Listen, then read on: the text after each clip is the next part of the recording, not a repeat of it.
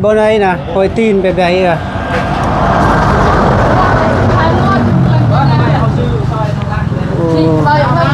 โดยเขาจะปีนบ่ปีนกลางคืนบ่หรือกลางเวรกลางคืนนี่แหละคนละ กลางเวรเขาจับแน่ จับทันอยู่บ่ดีๆนะคุณนาย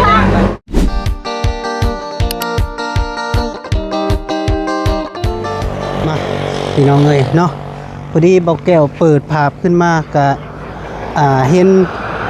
ห้ามบ่าวบุญคงพี่น้องเอ้ยเนาะเปิดขึ้นมาหารบุญคงแล้วพี่น้องเอ้ยเนาะบ่าวบุญคงไผแวเลยพ่อแม่พี่น้องเอ้ยเนาะมากับเบาไล่คือเก่าพี่น้องเอ้ยเนาะมาหอบนี้กะรู้สึกว่าสิเอานอนหนาวๆพี่น้องเอ้ยมื้อนี้ก็ได้คนอื่นก็ขาดทักทายสบายดีเด้อพ่อแม่พี่น้อง FC เบิดสุขคนบ่ว่าอยู่ในหรืออยู่ต่างประเทศก็ยินดีต้อนรับเข้าสู่ซองผู้บ้านป่าสะพานบุญคือเก่าพี่น้องเนาะทุกกำลังมาสิเดินทางไปเวียดพี่น้องเอ้ยเนาะสิได้เจอทางเวียดนะมื้อนี้มาใกล้ให้กับเขาเลือดด้วยหนึ่งมาติดเลยสบายดีเด้อโตโดยสวัสดีมากับบ่าวแก้วเนาะพี่น้อง มาเมื่อวานนี่บ่แม่นมาเมื่อวานนี่มาครั้งนี้เปลี่ยนแปลงหลายเนาะแป้งแบบใหญ่เอาเปลี่ยนแปลงว่าคือว่าเครื่องก็หลายขึ้นกว่าเก่าอีกบัดนี้บ่เครื่องซ้ำเก่าแต่เขาซ้ำเก่าบ่เฮ้ยคือยินข่าวว่าโจรเข้าบ่นั่นแหละเลยเข้าอยู่แม่น่ะพุ่นให้ลอยจริงใส่อันนี้หูนี่น้อยนี่บ่น้อยแหละเดี๋ยวบ่าวเขาก็ยังได้แหละระวังเผาให้บ่บ่ไรดอกบ่ไรแต่ว่าเจ้านี่ได้บ่ไรคือบ่คันลมบ่คันลมหัวเนี่ยไปได้เบิดได้โดยลมหัวก็โตก็ตรงในลมเลยน้อยสักนิดได้บ่ได้มีคนนอนอยู่นี่บ่บ่ได้นอนมีแต่คืนนี้นอนก็ได้จะเฮานอนพาเมียนอนไม่บ่ได้ค่ายถ่ายแล้วนะนี่บ่เดี๋ยวได้น้องไม้ตรง3,000น่ะใส่บ่ได้นะคอยตีนแบบใดอ่ะ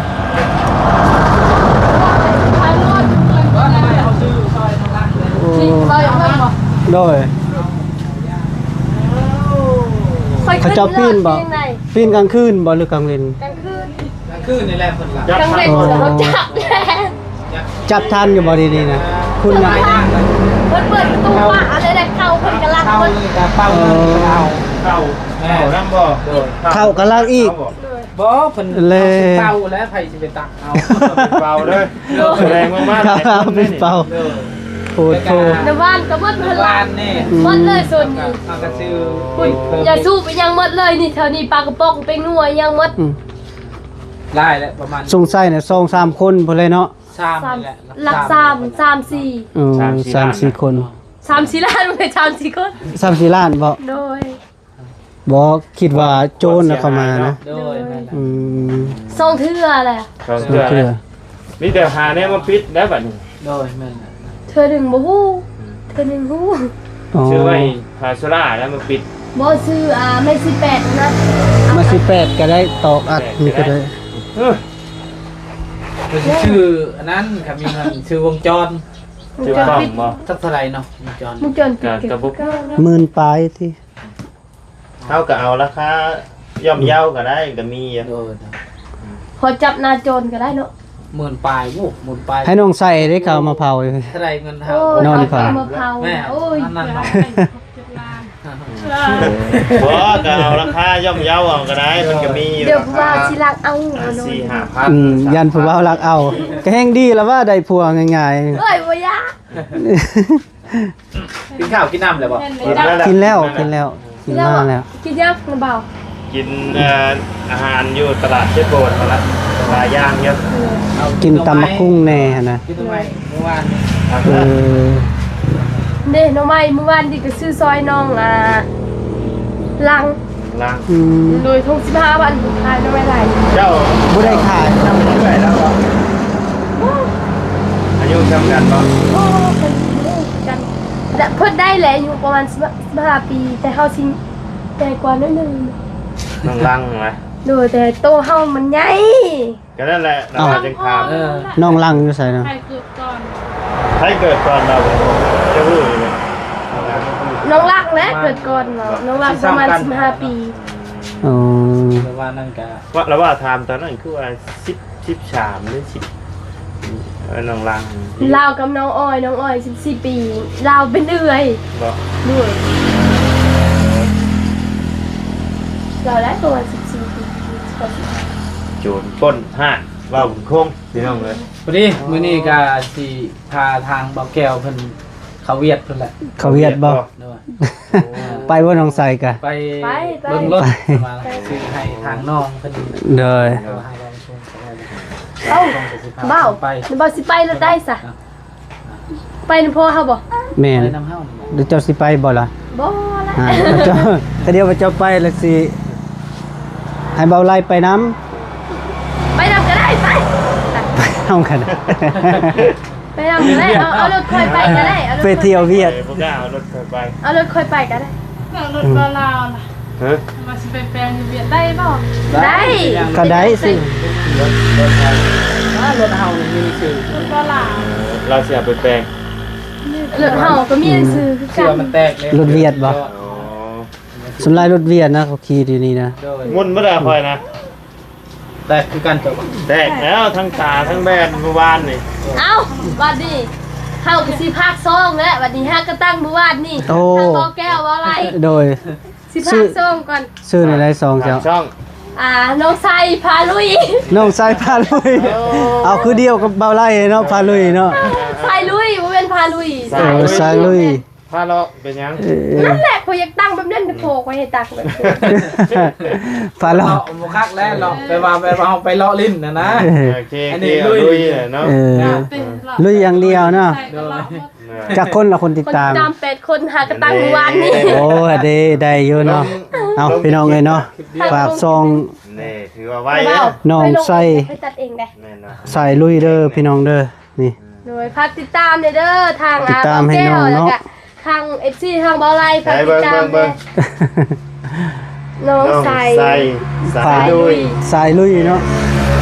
ฝากติดตามเด้อเพื่อนพี่น้องฮอดพันปลายถึงพันแล้วเพราะว่าเสื่อมเอเส้นเดียวกันเด้ โอ้อย่าไปเฮ็ดก็ได้เชื่อมเป็นเส้นเดียวกันนะมัน บ่เฮ็ดได้ซองน้ำบ้าวกับปิ้วเลยซองหนึงนะ แนะนำนะชูมือนี่มีช่องเดียวกันนะคือ ปิ้ว เงินเจ้ามันก็อยู่นี่อยู่แล้ว เพราะว่าของพ่อเจ้ามันก็ได้เจ้ายืดเอาเลยยืดเอาตัวไม้เลยว่ามันคงเลย มาบอกแล้วว่าให้ไผเฮ็ดมัน เฮ็ด นั่นแหละข่อย คน ว่า ละ แล้ อัน ว เลิกคนละอันเลิก แม่ไปก็เลยได้เงินคนเดียวกันอ๋อเยอะ ก็เฮ็ดช่องเอาเอเช่นไทยมันเลิศมันช่างสบาย เด้อ เพราะว่าเห็นบ่ช่องบ่เตียงอีหยังช่องใหญ่กับปิวเด้ โดยแม่น ปิ้วเบิดแล้ว ช่องบ่แก้วก็ไปก่อยนี่ได้จักยามใดนี่ช่องเดียวช่อง อุ้ย นี้ อย่าเบาแบบนั้นแม่ เอา แล้วบ่แก้วเดี๋ยวนี้ ก็ทำใจไว้อยู่เลย ผ่านแล้วบ่ ผ่านเรียบร้อยแล้วเขามีซองเดี๋ยวนี้นะ ข่อยทำใจไว้อยู่แล้วข่อย ผ่านเบาคือผ่านไวแท้ แต่ ผ่านแล้วหามือผ่าน แล้วผ่านเพิ่นเนาะ ลงคลิปหามือผ่าน แล้ว อันเรื่องผ่านน่ะมันผ่านอยู่แล้ว เลย แต่ว่าปัญหาเฮาผ่านมาแล้วเฮาสิหาวิวจังใด แต่มันยากเนาะบ่คือซองเก่า ถ้าค่อยผ่านเนี่ยบ่ยากผู้หนูก็สิพาปินผู้พุ่นแหละ ปีนู แต่ว่านั่นแหละตอนนี้ก็หาสิได้8คนเนาะ โดยฝากติดตามเลยล่ะเด้อ ผ่านอยู่แล้ว โอ้จะน้อยกะผ่านอยู่แล้ว เฮาหากระตั้งเมื่อวานนี่เด้เฮาก็มีผู้ติดตาม8คนเลยนะทางจะมาลาวเพิ่นจะลาว จานดาวบ่ โดย อีกันลาว เนี่ยตัวเจ็บค่ะ แต่ว่าก็ว่าสิเอาโทรศัพท์เมียมาให้จานลาวตั้งให้อยู่เพราะได้ให้เมียทายก็แก๊กๆในเฮือนในชา เอา ม เมียนะบ่าวบ่ได้ตั้งมันถ่ายคลิปบ่ ยังบ่ทันได้ตั้งให้ ไปนี่แล้ว การระเบิดก็ซ้อนนั่นแหละค่อยซ้อนค่อยเป็นค่อยไป เนาะ ค่อยกะเขียนทรงมือแล้วก็เป็นเลย ตัดเป็นนะบ่คลิป ถ้าจะตัดเมื่อวานนี่แล้วก็เป็น อันนี้ที่ยากยังตัดคลิป บ่ แต่งภาพแต่งหยังได้อยี่ดอกของชัยเนาะ โอ้คนเก่งเนาะแป๊บเดียวดอก คะแนนจะใช้ AI ได้เด้อ เขาบ่อยากฟัง ใส่ ต้องเอาแก้วก็ใช้ AI ได้นะ ใส่ไอได้มันง่ายเนาะ ง่าย เว้าเอาแล้วก็ปึ๊บ เออ มาแล้วมันเฮ็ดเวียกบ่ฮู้เมื่อเลย บ่ จัก ใช่ ไป ได้ ทางใด AI เพราะว่ามันพอเอาเข้าไปในช่องเขาแหละมันบ่มี เออ มูลความจริงหั้นนะ นะ มีแต่ภาพหน้าปกบัดคือจังว่า คือจะคือน้องปกคือเฮา บ่ นี่ ตรง แหละ ปกเด้ คนขี้ลายก็กลายเป็นคนงาม แม่ โพดโพมันเฮ็ดให้ เราจะสั่นไปที่นี่แหละสั่นคือเตอร์ลายเด้ บ่กะ ติ๊กต๊อก บ่บ่เกี่ยวแต่นะบ่พูดถึงหั้นนะ เออ เฮาแต่งภาพเฮาก็บ่ใช้ AI ได้ก็ได้ เลย แล้วว่าเอาเรียวๆเลยแล้วว่านี่ มาแต่เบาแก้วขออนุญาตทานเลยเด้อ เด้อ น้าเบาอยู่หันได้ ค่อยบ่ ด้วย อยู่ใส่กองมาได้ค่อย เซกอง เด้อ ใต้ เรา มา ตาย ใต้ แล้วก็มาอยู่พี่ ค่อยอยู่โรงเรียนพูนบ่ได้อยู่ เรา นี่ เนี่ยอยู่แถวบ้าน อันนั้น วาว แห นี่ ละ แหละ มาอยู่พุ่น เราเป็นทหาร เลยเดี๋ยวนี้เด้ เดี๋ยวนี้ก็เป็นคือเก่าฮะ ยังเป็นคือเก่า เล่าหลายแล้วจับเลย จับจูนให้เลย จับโจร เอ้า ไปแล้ว เราเป็นทหารนะ โอ้บ่แม่นสายเฮาเด้อจับนี่ จับโจรนะ บ่แม่นสายแต่เฮาได้จับ นี่ทหารเขานั้นแบบเอ้าแต่บ่เป็นทหารก็มาเฝ้าเพื่อนให้เฮาแน่ เอาก็ได้ เดือนเท่าใดล่ะ คะแนนจ้างไงเนาะไม่ยากเนาะว่าแก้วเนาะ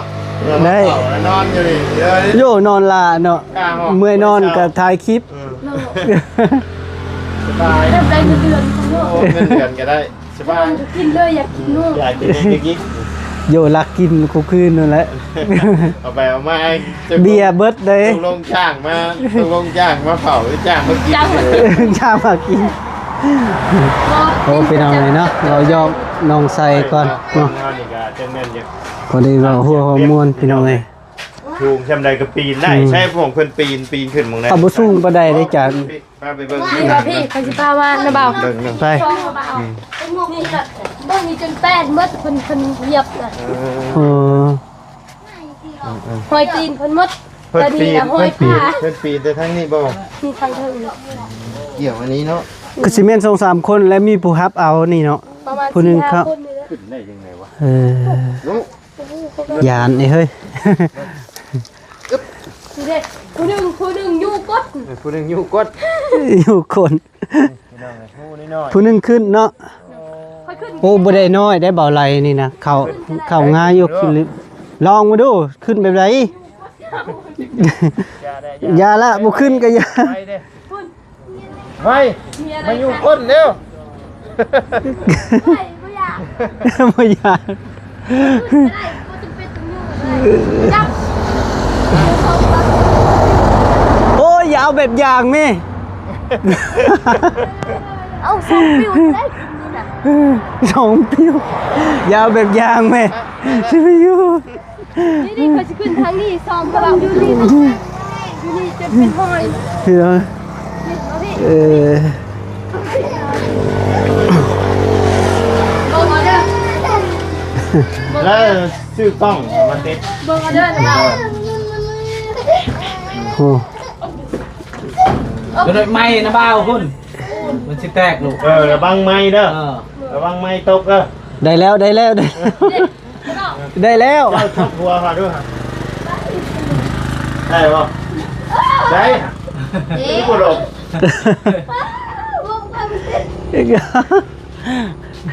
สงสัยเล็กน้อยนะ เอาวันนี้ผม ยังไง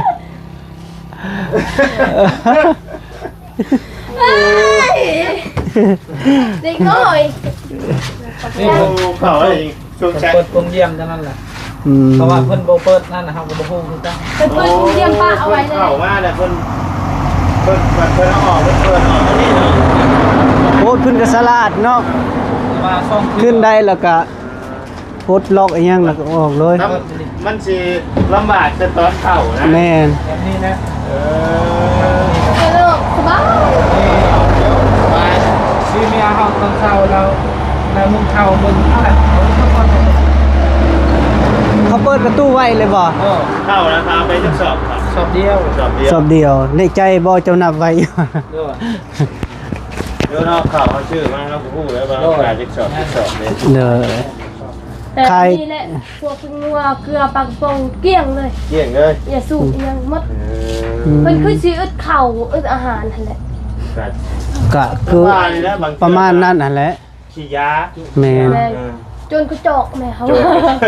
โอ้ไม่ได้กระจอกไอ้นี่ เขาไปนี่เรา เดินบ้านกับเจ๊ว้าวเจ๊ มัน เงิ ออน กยาก รถน่ะเพิ่นบ่เอาแต่เข้า เขาก็มาบ้านเรา คอนันจำปา ค กิน นอื่นเขาไปแล้ว โอ้กาซีเมนต์แถวใกล้ๆเลยเนาะ ถ้าอย่างว่าเจ้าล็อกไว้ไม่จะเจอยู่นี่เบิด บ่มีเจ๊เบิ่งมีไม่มีจะบ่ เจอยู่แต่บนนี้บนนั้นเขาเปิดซื้อ อืม จะปิดป้าไว้ชื่อบ่นี่นะ ด้วย บ่ได้มีกระเจล็อกบ่ พุ่นแต่เบิ่งนั่น อันนี้มีล็อก โอ้ ปลาแก้ว แสดงว่าคนมายังเมื่อคืนนี่เปิดได้บ่ มีหลัก โจรมาลักเครื่องน้องใส่พี่น้องเอ้ยเนาะ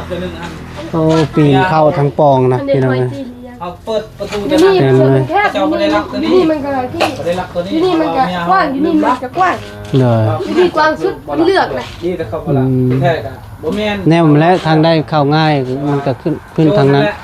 มันเลือก ได้เติบเนาะเป็นงัว เป็นงวดจนสิเกลี้ยงเลยกับเกลือนี่นะ บอก มันเกลือก็จะเกลี้ยงเลยมันคือสิบปีเกลือที่เมืองกินเลย คือ กับ มือเข้าพรรษาเลย มือข้าวพรรษาเลย เซ็นเอาไว้ หรือเปล่า เราจนอุดหนุนเครื่องแต่บ่จ่ายเงินมือเข้าพรรษาจนมาอุดหนุนแต่บ่จ่ายเงิน บ่เจ้านอนอยู่ไสซะ เขานอน น้อง อยู่เพื่อนป้า เราจะนอนอยู่พุ่นจ้ะเนาะ เลยบ่เฮาก็บ่ได้นอนกันแต่อันนั้นลูกอันน่ะลูกป้าเฮามาเด้เพิ่นเอาปัวแล้วเพิ่นมาลิ้นเพื่อนแม่เพิ่นเฮาก็เลยไปนอนน่ะเพิ่น อันพูดที่เราว่าค่ายเห็นบ่ บอกแม่ มีอีกบ่นี่ โอ้แม่ผู้นั่นแหละ นาน เพิ่นหากันมา ใช้มากันแต่มือแล้วว่า บ่แต่เพิ่นมาอีกเด้ มาอีกบ่ ดูซ้ำเถื่อเลย ที่ซั่น เพิ่นมาครับปัวเพิ่นได้ปัวเพิ่นไปเฮ็ดเวียกเด้ อ๋อ ครัวเพิ่นเฮ็ดเวียกอีหยังนะ เฮ็ดเวียกสารเคมี สารเคมี บ่ยานบ่ ผู้คือกันแหละ ได้เฮ็ดที่แท้ อยู่บ้านเพื่อง โอ้อยู่บ้านเพือง เพิ่นซานเพิ่น บ้าน ซาน บ้านชาน เลยรัว เฮ้ยก็ไล่ได้ยินนะ คิวแห้งเลยนะ คือสิคิดฮูอยู่ได้บาทนี่เนาะ โดย มันเพื่อง พูดโยกับพานเรียโย พี่น้องเอ้ยเนาะ ว่าเป็นทางพานเด้พูดโย ทางผ่านบ่ เอากะ โจร ต้องนะมาติ้นเอาวันนี้ไม่ได้โอ้แต่ว่าคนกับที่อยู่แถวนี้แหละคนโจรกับ ชาวบ้านเขา ใจ ไปเฮ็ด ละ คันบ้านอื่น เข้านะน้ำแล้วใจ นอนเฝ้ากับผู้ใหญ่มาแล้วผู้น้อยก็บ่กล้าแล้ว เขานอนอยู่เพื่อน คือน้องใส่ก็บ่กล้านอนแล้วเว้าก านอนเนาะ คันผู้ชายคืออยู่ ทายเบิร์ดบ่มักเผา บอกข้าวว่าแย่จะบังเปล่า ยังบอกมักหนึ่ง บ่อันถามมานะเอามาขายเบิร์ดเลยบ่ มึก หรือว่าพากินเองหรือว่าพากินเองก็ กินเอง กินเอง กินเองได้เลยเวลาหน่วย อืม แต่พ่อชื่อจะได้พี่น้องหน่วย5,000เนาะ โดยใครหน่วย15 ขายโอ้บ้านนะว่าหน่วย20 30เนี่ย 25 30 เขาไปซื้ออยู่พุ่นหน่วย5,000แต่นะเบา อุ้ยถึกแท้ ยังลายบ่เบา ขึ้นเองจนสิตาย ลายบ่ ไปคน จะ ยัง มือ ไป ไป กิน เบิ่ บ่ ง ไปกินบ่ ไปชื่อบ่ใช่ชื่อเอาเมื่อให้เมียขายอยู่บ้านนะเดี๋ยวนี้ ไป อืม เขาสิไป ขึ้นเองบ่ จ้างเขาเจ้า50,000 โอ้ ได้อยู่ เอาจัดการไป อ่า เอาเสิร์ฟบ่ เอาเมื่อขายเนาะ เสิร์ฟมื้อนี่ได้ จนสิ โอ้ ตาย บ่ยากแล้ว ผากน้ำรถบ่ ฝากน้ำรถมาบุญเมื่อเติมน้ำมันให้เรา บ่นะบ่าวมันบ่เกี่ยวแล้วแต่จิตใจเฮาเราก็บ่เว้าราคาแล้วอ่ะ อืม ทางเบาวัง โอ้ ทางบ่เตรียมเพิ่นเฮ็ดเฮือนในตอนนั้นเด้ เลย ตอนนั้น โอ้เราขึ้นแต่เขาเอาเชือกย้อนลงมาบ่ บ่เตะ แล้วมันสิบ่แตกว่าใช่ บ่ อีหยังคือปิเต้มะพร้าวอยู่เถิง ตัดเอา ว่าเขาต้องซื้อเสือกให้เราซื้อ แม่ เสือก น ให้ย้อ เพิ่ น น เดียว ยังมีอยู่แต่บ่มีเสือกนะ โอ้เขาต้องซื้อเสือกเออ เอ้ยยังได้อยู่แต่บ่มีเสือก เขานี่นะเขาต้อง เอาลงเป็นพวงเลยเนาะ ลงมาเป็นพวงเลยเลยสบายซื้อเมื่อตั้งขายอยู่แคมป์ทางหั่น เฮ้ย สิได้อยู่ ธุรกิจเบาไหลเด้อพี่น้องเอ้ย ว่ากันคิดอยู่ เอาจัดไปจัดไป เพราะว่ามันก็เมียก็ออกมาขายเครื่องอยู่ทางเรื่อยอยู่นะ แม่นเมียบอกให้อยู่ TikTok เมียนะบ่าวเนาะ เนาะแล้วก็ งามบ่ ภาค งาม เนาะ สิภาคไอ้ไว้ในเฮือนหมู่แล้วนะ เด้อ แกมทางอะภาคขายน้ำนะ เฮาบ่เคยเห็นเมียบ่เกี่ยวจักเทื่อเลย ก็ไปเบิ่งเลย ไปเบิ้ง บ่ ก็ยังไปเธอต้องเห็นไปเลย อยากไปคือกัน เอาก็ไปเลย โอเคจะ หน้า ทาง ก่อนหน้าก่อน เบาบุญคงกับเบาแก้วสิไปเบียดเนาะ โดย ไปนำบ่เลย โอ้ยันบ่ได้ไปดอกละว่า เป็นหยัง ญาติ ญาติ ญาติคนเบียดเบาภาษาเบียดดูเป็น เขาจะไปเขาพาไปค่ะไป ฮะ ไปพาไปไป ไปแล้วยานสิได้เมียเวียดอีกเพิ่นน่ะ เว่าภาษาเพิ่นบ่เป็นแล้ว เอาพี่น้องเอ้ยเนาะ ไป พอดี ไป เบาแก้วก็สิเข้าไปเมืองเวียดแล้ว ไปเบิ่งเมืองเวียดแล้วมื้อนี้พี่น้องเอ้ยเนาะ ออกรถได้บ่โอ้ได้อยู่ อ่ะสบายดี เอา ใช่เด้อป้าพี่น้องเอ้ยสำหรับที่นี่ทั้งบ่ไล่กับที่คน เอาพี่น้องเอ้ยเนาะสำหรับเบาแก้วก็สิได้ปิดคลิปจบคลิปซะก่อนพี่น้องเอ้ยเนาะสิไปเดินทางไปเวียดนามพี่น้องเอ้ยเนาะไปเบิ่งรถให้น้องทรายเนาะสิเป็นจังไดก็ได้เอาอยู่ดีมีแฮงเด้อ